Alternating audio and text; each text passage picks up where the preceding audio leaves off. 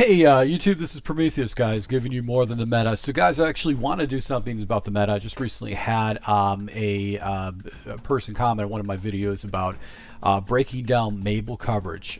Now Mable coverage is something that a lot of players would use online. It is still kind of a meta coverage. It is really designed to stop flood concepts or like corner concepts on the sidelines, which have been something that Madden players have abused for years. So I want to show you basically how to set up Mable, what's the strengths of Mable, what are the weaknesses of Mable, and how you can actually leverage it in your defensive scheme.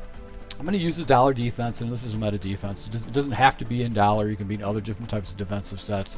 And the key to this defense is setting up your zone drops appropriately.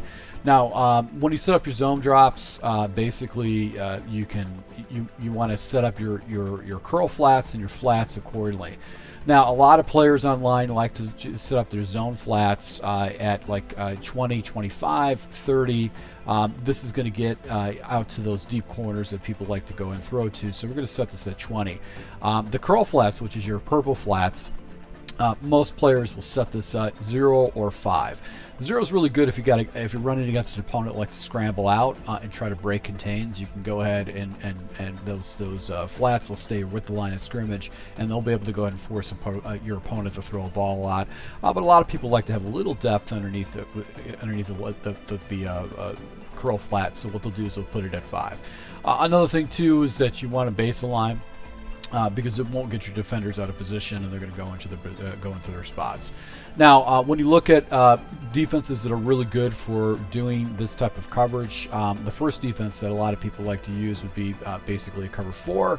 A cover 4 coverage essentially is a good defense because it's all set up like that. A lot of players will use cover 2. And they'll drop people in there, and then obviously cover 3. So let's just show you how this works out and how you can throw this into your scheme and pretty much leverage this in your scheme. So I'm going to go ahead and set up my audibles really quick. Now, most players that use zone drops will use the DB Fire 2.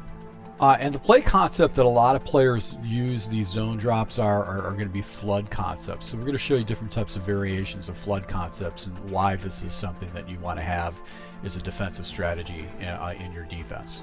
So the way this play is designed is that you're going to have your flat zones drop to 25 yards depth. So the way this defense works is that your flat zones are going to drop back into about 25 yards depth. But unfortunately, if you don't put any kind of a purple zone out there, you're essentially going to have the flat wide open for an easy completion, and you can get basically nickeled and dimed underneath the coverage. So what a lot of players do online is they'll take those outside defenders and put them into curl flats, which should be set at 5 or 0 yards.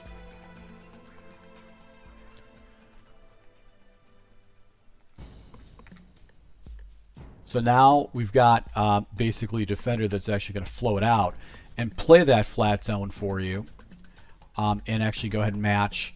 And what's going to happen is that we've got basically a deep corner on the back side. We've got over the top safety help over the top, just in case somebody streaks you up.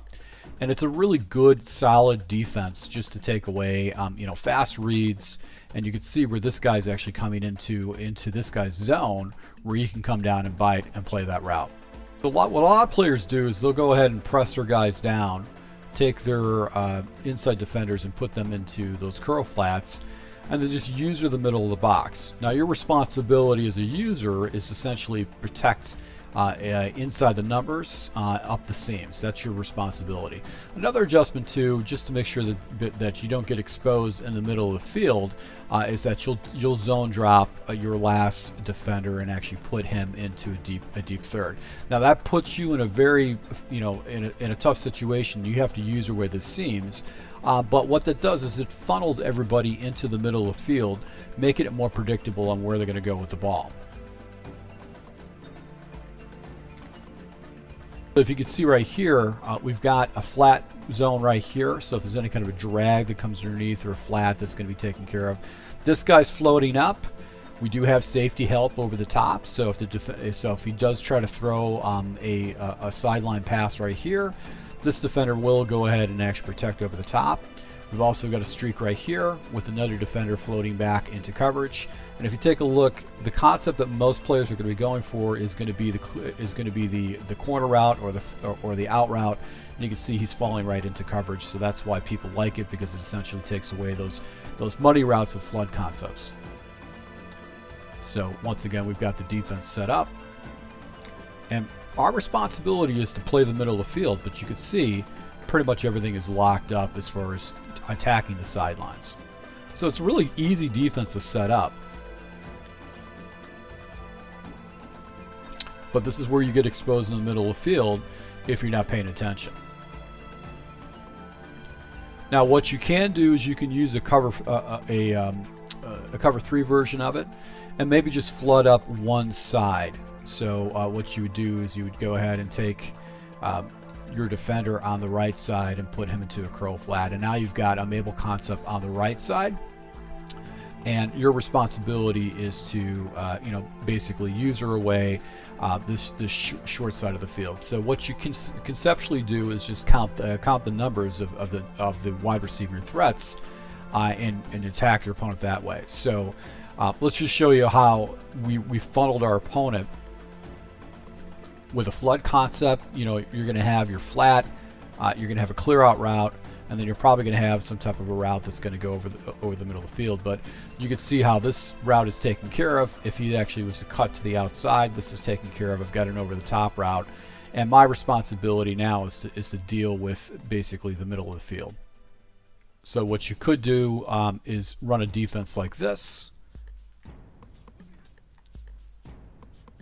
and you can see how everything kind of gets locked up now, and you're in a situation now where he's scrambling and he's trying to make a read. So conceptually, this pretty much locked up everything that this guy wants to do. I got a guy coming down here that's looking at the quarterback that can come down and bite on the passing lane. I've got this flat taken away.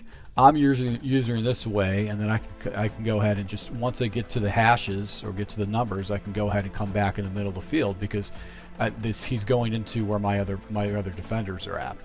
Another good defense to run would be basically cover 4. So you could do a similar situation where you could press guys down, cover 4, but now you got protection over the middle.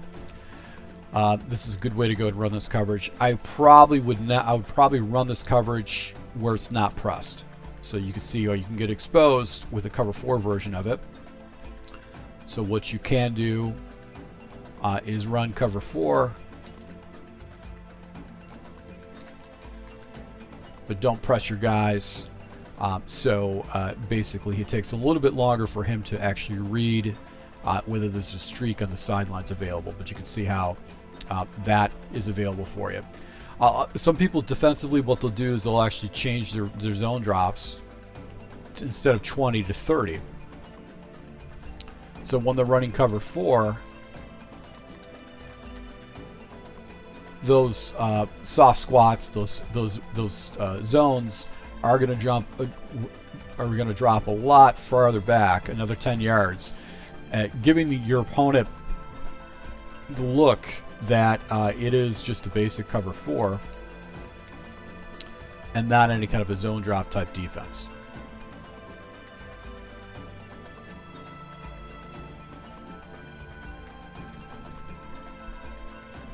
So a lot of times what happens is people are going to be reading this defensive back just to see if they can get him on a sideline pass.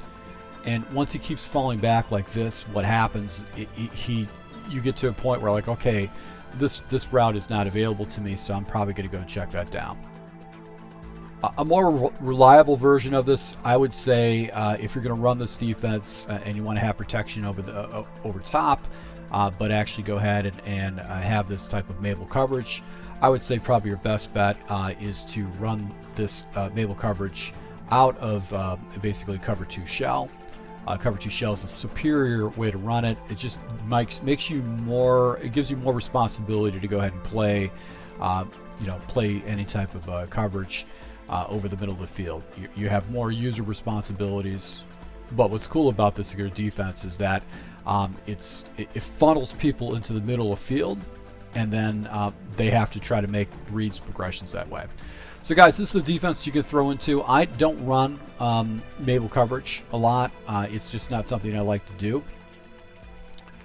But it is actually a good defense to go ahead and blend into. I would say probably Mable coverage is a good defense to blend into in like third and long situations, or situations would be good, actually a really good defense to run in 2-minute warning situations where you're forcing your opponent to go ahead and throw the ball in the middle of the field and they can't, and you want to take away the sidelines. So like when I would run this defense, definitely would be like there's a minute left in the game or a minute left in the half, and I want to try to take away my opponent's options for timeouts. This is a great defense to run. So guys, if you do like these type of defensive tips and strategies, let me know. Go ahead and hit the like button down below. I'll be rolling out some more offensive and defensive tips to help you guys take your gameplay to the next level. So thank you for your support. Until next time.